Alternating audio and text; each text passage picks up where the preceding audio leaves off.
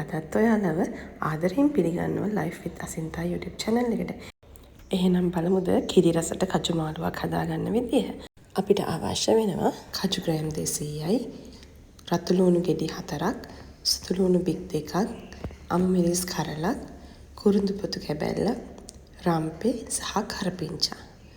ඒ වගේම තමයි මම අද මේකට එළවලු කිහිපයකුත් එකතු කරගන්නවා. ඉතින් මේ තියෙන්නේ පොඩි කැරට් ගෙඩියක් කොටුවට කපාගෙන, ඒ වගේම බෝංචි කරල් 5ක් විතර පොඩියට කඩාගෙන තියෙනවා. දැන් කලින් දවසේ සෝදලා පෙඟෙන්න දාපු කජු ටිකට ලුණු තේ හැඳි කාලයි, කහ තේ හැඳි කාලයි, වතුර කෝප්පයක විතර ප්‍රමාණයක් එකතු කරලා මේක සාමාන්‍ය ගින්දරේ හොඳට තැම්බෙනකන් ලිපේ තියාගමු. අපේ ගෙදර වගේ ඔයාලා ගෙදරත් ඉන්නවද එළවලු එහෙම කන්න අකමැති හොර ගෙඩියෝ ටිකක්? මේ රෙසිපි එක හදලා දීලා බලන්නකෝ. ඔන්න එයාලත් ආසාවෙන් කයි. ඔන්න දැන් මේ විදිහට පියන වහලා මම විනාඩි කිහිපයක් තැම්බෙන්න තිබ්බා. දැන් ඔයාලට පේනවා ඇති තාම වතුර එක උතුරාගෙන ඉන්නවත් නැහැ. ඉතින් තව ටිකක් අපි තම්බ ගන්න ඕනේ. හරි, මේ තියෙන්නේ මම විනාඩි 10ක් විතර තම්බගත්ත කජු ටික දැන් වතුර පෙරාගෙන.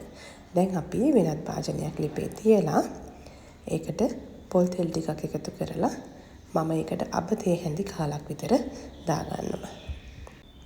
අබ ටික පුපුරගෙන එනකොට ඒකටම ලුණු සුදු ලුණු දාලා ටිකක් වෙලා ටෙම්පරාදු කරගමු. දැන් ඊළඟට මම අමු මිරිස්, රම්පේ, කරපිංචා, කුරුඳු මේ ඔක්කොම මේ තෙල් එකට දාලා ටිකක් වෙලා ටෙම්පරාදු කරගන්නවා. මේ ටික හොඳින් ටෙම්පරාදු වුණාට පස්සේ අපි තඹගත්ත කජු ටික මේ මිශ්‍රණයට එකතු කරගෙන ඒකටම කොටුවට කපාගත්ත කැරට් එක එකතු කරලා හොඳින් කලවම් කරලා දැන් අපි ලුණු තේ හැඳි කාලක්, ඒ වගේම කහ කුඩු තේ හැඳි කාලක්, ඒ වගේම අමු 3-5 කුඩු තේ හැඳක් සහ ගම්මිරිස් කුඩු තේ හැඳි භාගයක් එකතු කරගෙන මේක හොඳින් කලවම් කරලා මම දිය කිරි වලින් තමයි මුලින්ම මේ කජු ටිකයි එළවලු ටිකයි හොඳින් තව ටිකක් වෙලා තඹගන්නේ. මොකද කැරට් අපි අමුවෙන් එකතු කරේ. ඒ නිසා මම මේ වෙලාවේ බෝංචි ටික එකතු කරගන්නේ නැහැ. අපි මිටි කිරි දාලා අන්තිම මොහොත තමයි බෝංචි ටික එකතු කරගන්නේ. මොකද එතකොට හොඳට බෝංචි කොළ පාට ගතියට ගන්නත් පුළුවන්. දැන් ඔයාලට පේනවා ඇති මගේ කජු ව්‍යංජනය හොඳින් උතුරගෙන එනවා. ඉතින් තව චුට්ටක් වෙලා පියන වහලා අපි මේක තඹගමු. දැන් විනාඩි කිහිපයකට පස්සේ ඔන්න මම බෝංචි ටික එකතු කරා. දැන් මම මේ එකතු කරන්නේ මිටි කිරි. දැන් ඉතින් අපි තාපු මිටි කිරි ටික හොඳට පැහිලා, හොද්ද උකු වෙලා, හොඳ බොර ගතියට එනකන් මේ විදිහට විනාඩි කිහිපයක් හොද්ද උතුරවා ගන්න ඕනේ.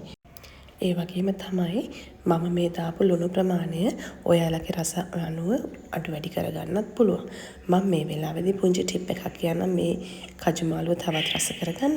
ඔයාලගේ ගෙදර තියෙනවා නම් අබ ක්‍රීම් ඒකෙන් තේ හැඳි කාලක් විතර දාලා බලන්නකෝ. එතකොට කජු මාළුව තවත් රසට හදාගන්න පුළුවන්. එහෙනම් ඉතින් මගේ මේ වීඩියෝ එකත් එක්ක එකතු වෙලා හිටියට ඔයාලට ගොඩක් ස්තුතියි. තවත් අලුත් වීඩියෝ එකකින් හම්බ වෙනකන් ගිහින් එන්න.